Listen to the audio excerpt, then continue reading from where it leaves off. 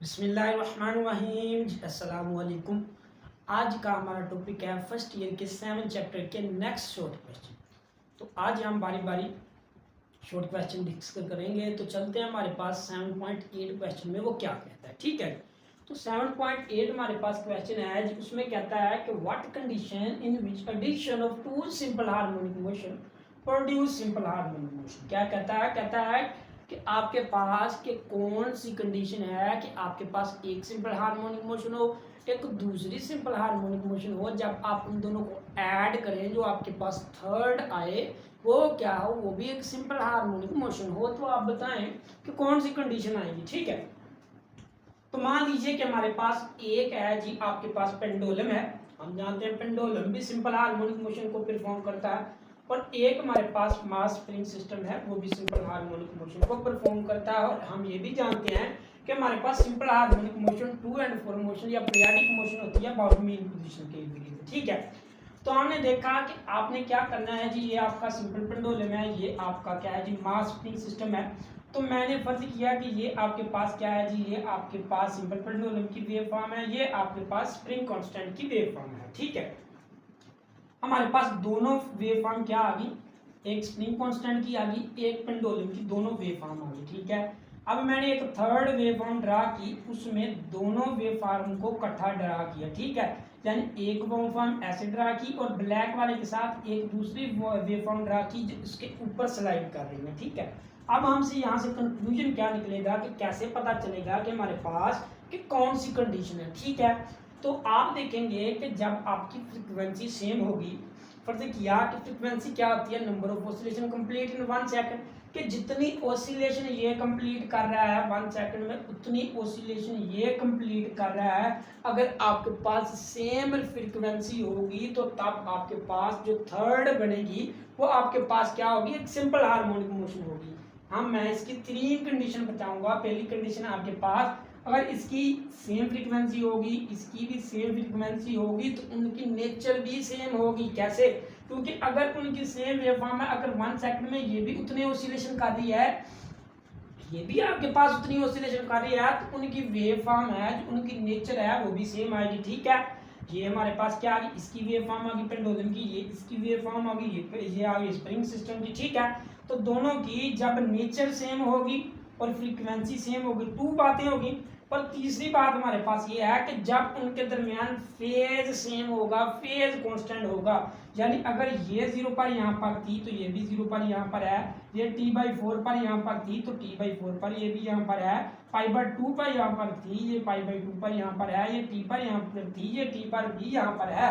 ठीक है, जब उनका फेज सेम होगा और जब हमने देखा कि इन दोनों को हमने चाह इकट्ठा ड्रा करें, देखा कि इन दोनों का फेज भी सेम है, इनकी नेचर भी सेम है, इनकी वेव फॉर्म भी सेम है, अगर फ्रीक्वेंसी सेम होगी तो ये तमाम चीजें आपकी सेम होगी। यानी हमारे पास थर्ड 3 कंडीशन है। पहली आपके पास क्या होगी कि आपकी फ्रीक्वेंसी सेम होनी चाहिए। ठीक है जी, और दूसरी हमारे पास ये है कि आपके पास उनकी नेचर क्या है, वेव फॉर्म सेम हो। ठीक है जी, तीसरी हमारे पास क्या आ गई, उनके पास फेज कांस्टेंट क्या हो, फेज कांस्टेंट हो। ठीक है, फेज उनका जो है, ये उनका फेज है वो हमारे पास क्या है, कांस्टेंट हो। ठीक है, या आप कह सकते हैं उनके दरमियान जो एंगल है वो क्या हो, वो उनके दरमियान सेम हो। तो जब ये हमारे पास ये वाली कंडीशन इंप्रूव हो जाएंगी तो हमने देखा कि दोनों बॉडी जब हमारे पास क्या है, ये भी सिंपल हार्मोनिक मोशन प्रोड्यूस कर रही है, ये भी सिंपल हार्मोनिक प्रोड्यूस कर रही है, जब इन दोनों को ऐड किया हमने तो हमारे पास थर्ड जो कंडीशन प्रूव हुई वो भी हमारे पास क्या है, एक सिंपल हार्मोनिक मोशन है। तो यही तो वो पूछ रहा है कि what condition in which the addition of two simple harmonic motion produce a simple harmonic motion. तो मैंने बता भी दिया कंडीशन कौन सी है, वेव फॉर्म से ड्रा कर दिया, जब दोनों को ऐड करेंगे थर्ड हमारे पास जो आएगी वो भी हमारे पास सिंपल हार्मोनिक मोशन है। ठीक है, तो जी 7.9 क्वेश्चन में ये कहता है कि शो करें कि जो आपके पास जो सिंपल हार्मोनिक मोशन है कि जब कब उसका एक्सेलरेशन 0 होगा और वेलोसिटी ग्रेटर होगी, और कब उसका एक्सेलरेशन ग्रेटर होगा और उसकी वेलोसिटी 0 होगी, आप हमें बताएं। ठीक है, तो हमने देखा कि हमारे पास एक बॉडी है, आप स्प्रिंग सिस्टम लगा लें या आप पेंडुलम लगा लें, वो क्या कर रही है, सिंपल हार्मोनिक प्रोड्यूस कर रही है। तो तो जब हमारे पास सिंपल हार्मोनिक मोशन प्रोड्यूस करेगी तो हम जानते हैं कि उसका जो एक्सेलरेशन होता है वो हमारे पास ओमेगा स्क्वायर ओवर एक्स होता है, और जो उसकी वेलोसिटी होती है वो हमारे पास ओमेगा होती है। ये हमारे पास एक्स नॉट का स्क्वायर होता है, और यहाँ पर एक्स क्या होता है, एक्स स्क्वायर होता है। अब मान लीजिए कि ये हमारे पास स्प्रिंग सिस्टम है, तो हमने देखा कि जब ये मेन पोजीशन पर था इसने कोई डिस्प्लेसमेंट कवर नहीं किया, आपने फोर्स अप्लाई की, एक्सेलरेशन प्रोड्यूस हुआ, आप उसको मैक्सिमम कंडीशन तक ले गए, मैक्सिमम पोजीशन तक ले गए। जब उसको मैक्सिमम पोजीशन तक ले गए तो उसमें डिस्प्लेसमेंट कवर हुआ, ठीक है। जब वो फिर मेन पोजीशन पर आया उसका जो क्या हो गया, उसका डिस्प्लेसमेंट जीरो हो गया। जब वो नेगेटिव एक्सट्रीम पोजीशन की तरफ गया तो तब भी उसका डिस्प्लेसमेंट मैक्सिमम होगा, यानी इस एक्सट्रीम पोजीशन और इस एक्सट्रीम पोजीशन पर उसका डिस्प्लेसमेंट मैक्सिमम है, यहाँ पर डिस्प्लेसमेंट जीरो है। अब हम बात करते हैं कि जब आपका बॉडी मीन पोजीशन पर होगी तो आपका क्या होगा, डिस्प्लेसमेंट जीरो होगा। यानी आप कहेंगे कि जब आप एट मीन पोजीशन पर होंगे, ठीक है, तो आपका क्या होगा जी, आपका एक्सेलरेशन जीरो होगा, ठीक है। तो अब हम एक्सेलरेशन को पुट करते हैं जी। हमारे पास है जी ये इक्वेशन है, एक ओमेगा स्क्वायर है, आपने एक्सेलरेशन जीरो पुट किया तो इसका मतलब क्या होगा, जब मल्टीप्लाई होगा तो एक्सेलरेशन जीरो आ जाएगा, ठीक है। जब हम देखेंगे कि इस इक्वेशन में आप एक्सेलरेशन पुट करें तो हमने देखा कि v आपके पास है ओमेगा,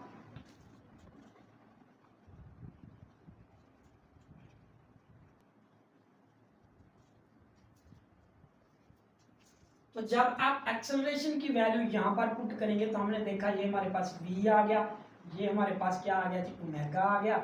ये हमारे पास एक्सेलरेशन की वैल्यू यहाँ पर पुट करें, ये हमारे पास एक्स नॉट रह जाएगा, ठीक है। जब हम क्या करेंगे, यहाँ पर जीरो पुट करेंगे, ये हमारे पास v आ जाएगा, ये हमारे पास ओमेगा आ जाएगा, ये इसके साथ कैंसिल हो जाएगा, ये x जीरो आ जाएगा।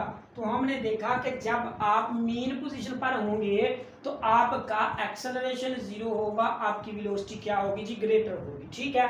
तो ये हमारे पास पहली कंडीशन थी, वो हमने प्रूव कर दी है। अब हमारे पास जी जब आप एट एक्सट्रीम पोजीशन पर पहुंच गए, जब आपने एक्सट्रीम पोजीशन पर अप्रोच की तो तब क्या होगा, तो जब हम एक्सट्रीम पोजीशन पर पहुंचेंगे तो हमने देखा कि हमारे पास एक्सेलरेशन आपका क्या है जी, एक्सेलरेशन आपका मैक्सिमम है डी। आपका एक्सेलरेशन क्या है, तो हमने देखा कि जब आप एक्स पोजीशन एक्सट्रीम पोजीशन पर पहुंचे तो आपका एक्स किसके बराबर आ गया, एक्स नॉट के बराबर आ गया, मैक्सिमम हो गया। तो वैल्यू पुट कर दें, तो जब हम यहाँ पर पुट करेंगे तो हमारे पास ओमेगा स्क्वायर आ जाएगा, एक्स की जगह पर एक्स नॉट पुट करेंगे तो ये हमारे पास एक्सेलरेशन आ जाएगा। अब बात की जाए जब वेलोसिटी की, तो वेलोसिटी की जगह जब हमने पुट किया, यहाँ पर हमारे पास ओमेगा आ गया, यहाँ पर आपके पास एक्स नॉट आ गया, यहाँ पर आपने इसकी जगह एक्स नॉट पुट करेगा, यहाँ पर स्क्वायर था, ये आपके पास जीरो हो गया, वेलोसिटी जीरो होगी, और आपका एक्सेलरेशन क्या हो गया, ये आपका मैक्सिमम हो गया, ठीक है। जब हम एक्सट्रीम पोजीशन पर पहुंचे तो हमने देखा कि आपका एक्सेलरेशन तो ग्रेटर है लेकिन वेलोसिटी क्या है, जीरो है। तो यही उसने बात पूछी थी। अब हमारे पास जी नेक्स्ट क्वेश्चन है 7.9, जिसमें उसने कहा है कि आपके पास जी दो इक्वेशंस हैं, उन इक्वेशंस में जो हमने पैरामीटर इस्तेमाल किए हुए हैं बता दीजिए कि वो पैरामीटर आपके पास कौन कौन से हैं, ठीक है जी। तो हम वो वन बाय वन डिस्कस करेंगे कि कौन से पैरामीटर हैं हमारे पास, ठीक है। हमारे पास इक्वेशंस है y is equal to A sine है आपके पास, यहाँ पर ओमेगा टी है प्लस आपके पास फाई है। तो हमें क्वेश्चन में कहता है कि बताएं कि ये पैरामीटर क्या है। तो हमारे पास y क्या होता है, बेसिकली डिस्प्लेसमेंट होता है आपका, ठीक है। a आपका एम्पलीट्यूड होता है, साइन आपका ट्रिग्नोमेट्रिक फंक्शन है, ओमेगा टी आपके पास क्या है जी, ये एंगल होता है, ये आपके पास फाई क्या है, ये आपके पास इनिशियल एंगल होता है। वो कैसे, ये हमारे पास ये एक सर्कल है, मान लीजिए कि यहाँ पर आपका ये आपका एक्स एक्सिस है, ये वाई एक्सिस है, ये आपने क्या किया, ये फाई एंगल कुछ स्लिप किया, ये आपका क्या हो जाएगा, ये आपका इनिशियल एंगल हो गया। लेकिन फिर बॉडी आपकी यहाँ पर मूव करेगी तो ये आपका एंगल क्या बनेगा जी, यहाँ से लेकर फिर यहाँ तक बनेगा, इसको आपने ओमेगा टी कह लेना है, ठीक है। तो ओमेगा टी प्लस आपके पास जो फाई एंगल आ गया, यानी आपके पास थीटा आएगा, ओमेगा टी प्लस फाई आएगा, ये हमारे पास इनिशियल एंगल होगा और टोटल मिलके हमारे पास फेज एंगल बन जाएगा, ठीक है।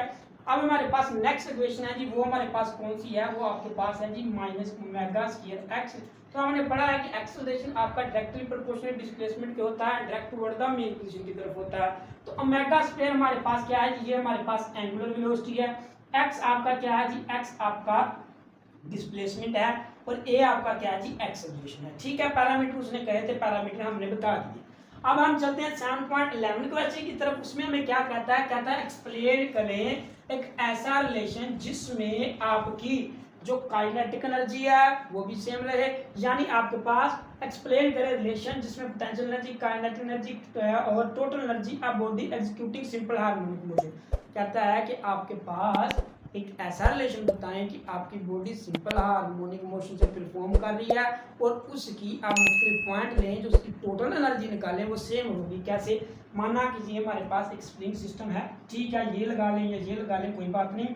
तो हमने देखा कि जब आपके पास कोई भी बॉडी मीन पोजीशन पर है, जब आपने उस पर फोर्स अप्लाई नहीं की, उसने कोई डिस्प्लेसमेंट कवर नहीं किया, उसमें कोई एक्सेलरेशन प्रोड्यूस नहीं हुआ, तो इसका मतलब जब वो मीन पोजीशन पर होगी तो उसके पास काइनेटिक एनर्जी क्या है जी? सब की सब मैक्सिमम उसके पास है जी काइनेटिक एनर्जी है। मान लीजिए कि वो हमारे पास जो एनर्जी है आपकी काइनेटिक एनर्जी एट मीन पर आपकी पोजीशन जो है उस पर आपकी कितनी एनर्जी है? काइनेटिक एनर्जी आपके पास 5 जूल है जब मेन पोजीशन पर होगी। और जब आप उसकी बात की जाए पोटेंशियल एनर्जी की, वो हमारे पास कितनी है जी? वो हमारे पास 0 जूल है।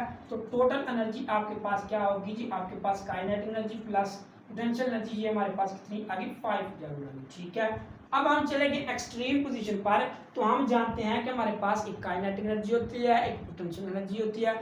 काइनेटिक एनर्जी आपकी मोशन की वजह से होती है, पोटेंशियल एनर्जी आपकी पोजीशन की वजह से होती है। तो जब हम यहाँ पर थे तो सारी की सारी हमारे पास काइनेटिक एनर्जी थी, लेकिन जब हम एक पोजीशन पर पहुंच गए तो पोजीशन हमारे पास पोटेंशियल एनर्जी होती है।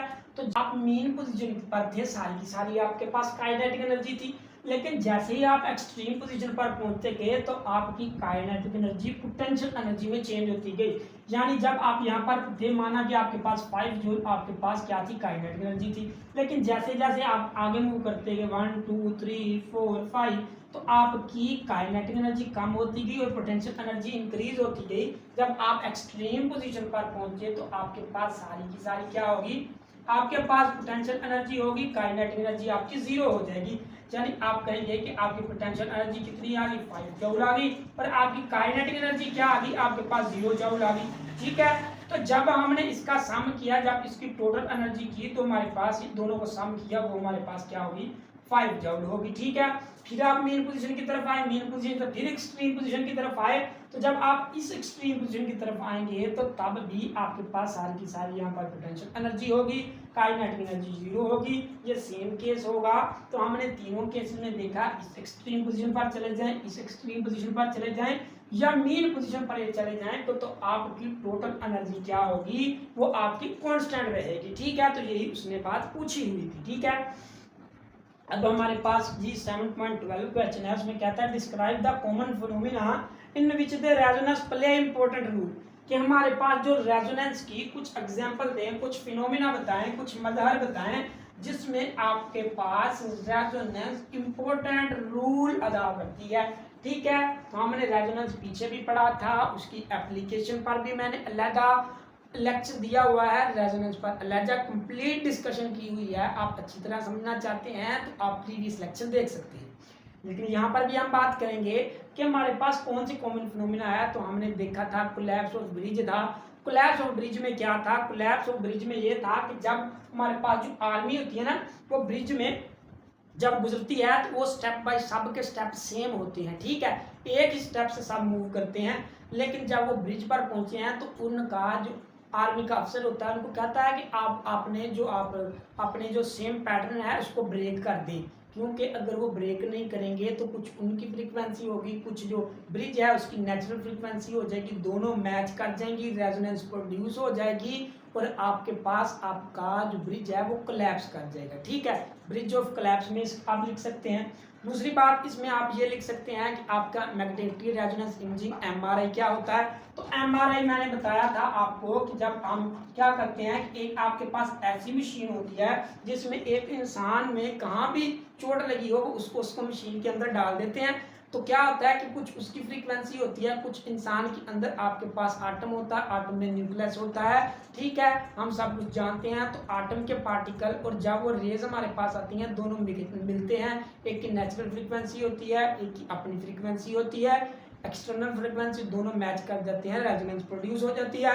एक में हमने यहाँ पर क्या किया था कि घर में हम जो अवन इस्तेमाल करते हैं उसकी एग्जांपल दी थी कि आप जब खुराक रखते हैं उस अवन में तो क्यों गर्म हो जाती है, क्योंकि उसमें फेट और वाटर के मालिक्यूल होते हैं और कुछ आपके पास जो माइक्रोवेव्स होती हैं, जब वो दोनों आपस में मैच कर जाती हैं तो तब भी रेजोनेंस प्रोड्यूस हो जाती है। ठीक है, और इसमें आप एक और भी एग्जांपल इस्तेमाल कर सकते हैं जिसमें आप क्या कर सकते हैं स्विंग की। स्विंग क्या होता है जी, झूला होता है। पर देखिए आपके पास कोई बच्चा आपके पास झूला झूल रहा है तो आप उस पर क्या कर रहे हैं, फोर्स अप्लाई कर रहे हैं। कुछ उस झूले की नेचुरल फ्रीक्वेंसी या कुछ आपने एक्सटर्नल फ्रीक्वेंसी अप्लाई की, जब दोनों मैच करके रेजोनेंस प्रोड्यूस हो जाती है।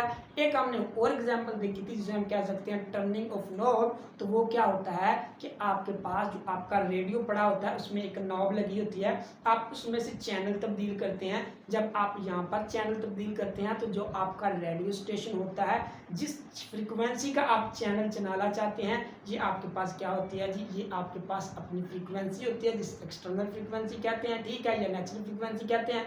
तो जब वो रेडियो से आती है वो हमारे पास एक्सटर्नल फ्रीक्वेंसी होती है, जो आप नाप दे देते हैं जिस फ्रीक्वेंसी की, वो रेडियो स्टेशन से आने वाली फ्रीक्वेंसी के साथ मैच कर जाती है और रेजोनेंस प्रोड्यूस हो जाती है। ठीक है, आप इसकी मुख्तलिफ एग्जांपल दे सकते हैं। अब हमारे पास जो 7.13 क्वेश्चन है उसमें कहता है कि spring mass attached vertically why stop after some oscillation. कहता है कि हमारे पास एक स्प्रिंग है वो आपका वर्टिकल अटैच है, तो वो सम ऑसिलेशन के बाद क्यों आपका स्प्रिंग जो है रुक जाता है। ठीक है, तो हम जानते हैं जी हमारे पास कुछ मान लिया कि ये हमारे पास एक रिजिड सपोर्ट है। ठीक है, ये वाली, इसके साथ आप मान लें कि आपके पास ये आपके पास स्प्रिंग है। ठीक है, ये आपके पास स्प्रिंग है, यहाँ पर आपके पास एक मास अटैच्ड है। तो वो बात कर रहा है कि सम ऑसिलेशन के बाद ये आपका मास स्टॉप क्यों हो जाता है। ठीक है, तो हमने देखा कि जब आप इस पर फोर्स अप्लाई करेंगे तो इसका मतलब आपने क्या किया, आपने अपनी एनर्जी लगाई, आपने वर्क किया। जब आपने वर्क किया आप इसको यहाँ पर ला के एक्सट्रीम पोजीशन पर लाएंगे तो एक्सट्रीम पोजीशन की वजह से वो क्या करेगा, ऊपर नीचे ऑसिलेट करता रहेगा। यानी आपने वर्क किया तो वर्क किया, इस पर एक एक्सटर्नल फोर्स भी अप्लाई होगी, यानी आपके पास एयर रेजिस्टेंस और एयर फ्रिक्शन भी शामिल है, यानी आपकी डैम्पिंग फोर्स शामिल है। डैम्पिंग फोर्स क्या होती है, वो फोर्स होती है जो किसी भी बॉडी पर ऑपोजिट लगती है। हमने इस पर क्या किया, अपनी एनर्जी जाया की, इसको क्या करता, इसको हमने नीचे खींचा, ये क्या करते हुए ओसिलेट करते हुए अप डाउन आहिस्ता आहिस्ता रुक जाती है। क्यों रुक जाती है, डैम्पिंग की वजह से। डैम्पिंग क्या है, डैम्पिंग में आपकी एयर रेजिस्टेंस होती है, फ्रिक्शन होती है। जैसे जैसे ये ओसिलेट करती है वो इसके साथ टकराती है, जब वो इसके साथ टकराती है कुछ इसकी फोर्स होती है कुछ उसकी फोर्स होती है, इसकी फोर्स ज़्यादा होती है उसकी फोर्स कम होती है, वो कम फोर्स वाली इसको डिस्टर्ब करती है और इसकी थोड़ी सी फोर्स कम कर देती है। मान लीजिए कि वो इसकी थोड़ी सी फोर्स ज़ाया कर देती है, फिर इसके साथ टकराती है, जब ये ऑसिलेट करती है फिर इसकी फोर्स ज़ाया करती है, फिर टकराती है, फिर ऑसिलेट करती है। ठीक है, ये बार बार उस एयर रेजिस्टेंस और फ्रिक्शन के साथ टकराती है। टकराने के बावजूद इसकी ऑसिलेट कम हो जाती है और बाद में ये रुक जाती है। ठीक है, तो ये थे आज के हमारे क्वेश्चन। उम्मीद है आपको समझ आ गई होगी। किसी किस्म की भी आपको कन्फ्यूजन है कमेंट सेक्शन में कमेंट कर सकते हैं। अल्लाह हाफिज़।